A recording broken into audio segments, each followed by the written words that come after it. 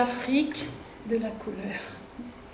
En 1957, lors de la remise de son prix Nobel, Albert Camus a ces paroles magnifiques.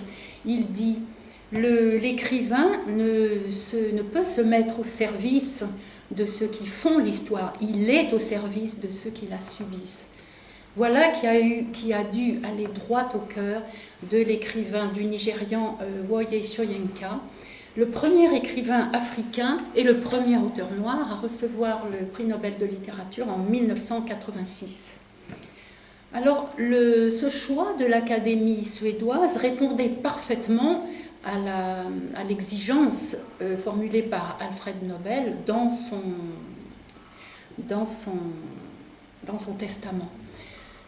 Que ce prix revienne à une personnalité dont l'œuvre littéraire soit irriguée par un puissant idéal.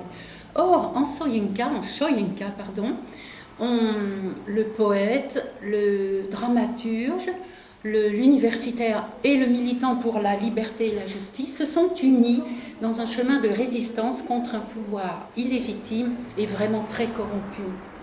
Alors la culture Yoruba, qui est l'ethnie à laquelle appartient Soyinka, le nourrit autant que la culture occidentale qu'il a acquise dans le cadre familial et scolaire de Abeokuta et ensuite dans les universités de Ibadan au Nigeria et de Leeds en Angleterre pour son théâtre. Ce qui lui a permis par la suite de devenir une voix contestataire très très charismatique et dans son pays et comme à l'étranger.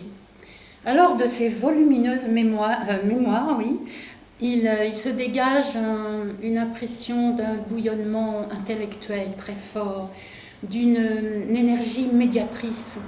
Et elle témoigne aussi de la droiture d'un homme qui, immergé dans la rébellion, a su se préserver un espace de méditation et de réflexion, ce qui n'empêche en rien un appétit très vif pour les bonnes choses de la vie qui explose littéralement dans ces pages très truculentes.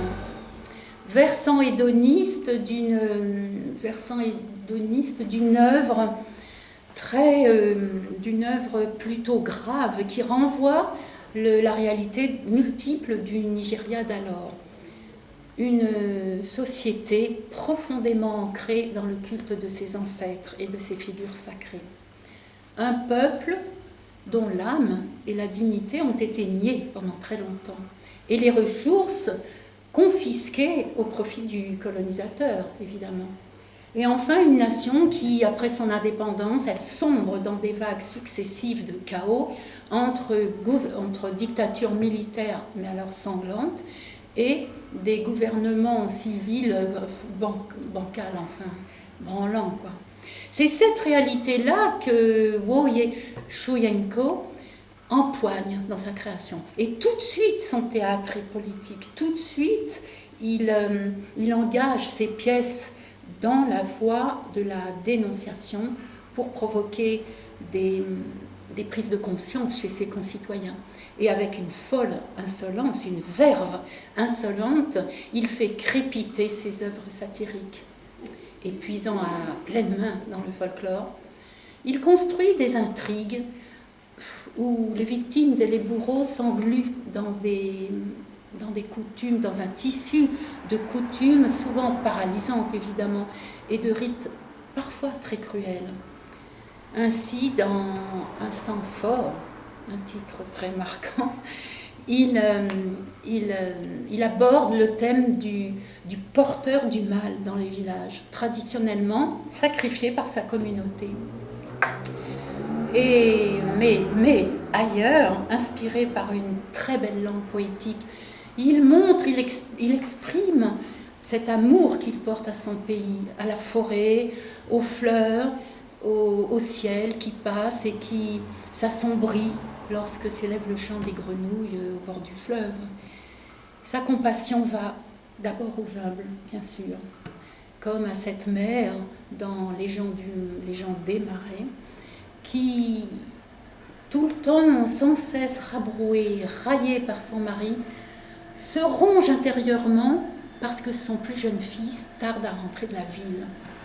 Ou alors le mendiant, qui est venu à pied, de très loin à pied, est venu et raconte le miracle de la pluie dans son village natal, enfin dans son aride région natale. Alors l'œuvre, l'action politique va avec cette œuvre très dérangeante. Et Woye est constamment sur le terrain. Il s'oppose ouvertement aux dictateurs Sani Abacha et Babangida en leur demandant, en réclamant une véritable démocratie. Et condamné à mort, contre un très long exil, il ne cesse de lutter, toujours habité par cette même volonté, ce même désir de justice et de liberté. Ce sont ces années passées et emportées dans la tourmente des événements politiques de 1960 à 1998 que raconte le dernier tome de ses mémoires, Il te faut partir à l'aube, évidemment. Et là, c'est un livre qui est une sorte qui constitue une radioscopie du Nigeria où complotent et tuent et exécutent et se trahissent les uns les autres des généraux cupides complètement déchaînés par la proximité du pouvoir. Alors, qui veut comprendre l'histoire de l'Afrique contemporaine trouvera un grand profit à lire ce témoignage qui, évidemment, concerne le Nigeria, mais qui s'adresse autant à de nombreux pays dans ce continent qui, après tout, est celui de nos origines, à nous, les humains. Et alors, Soyinka a survécu à la traque que lui livraient les sbires de Sani Abacha à travers le monde pour l'assassiner. Au terme de son errance, près de rentrer dans son pays, il se retrouve un soir à Jérusalem, en bas du mont du Temple, en train de contempler le paysage. Soudain, il éprouve un sentiment de plénitude, d'un détachement même quasi mystique.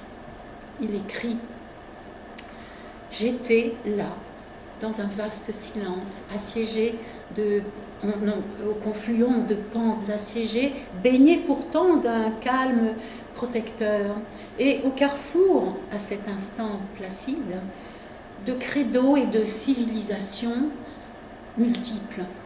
Je m'interrogeais. Pourquoi cette nappe généreuse de paix était-elle si profondément ancrée dans la haine? Et Woye Soyinka a fêté en juillet dernier ses 80 ans et ne cesse de lutter pour cette humanité et pour ceux qui subissent justement l'histoire. Alors cette vie qui avance comme ça, c'est beau, elle avance, elle avance.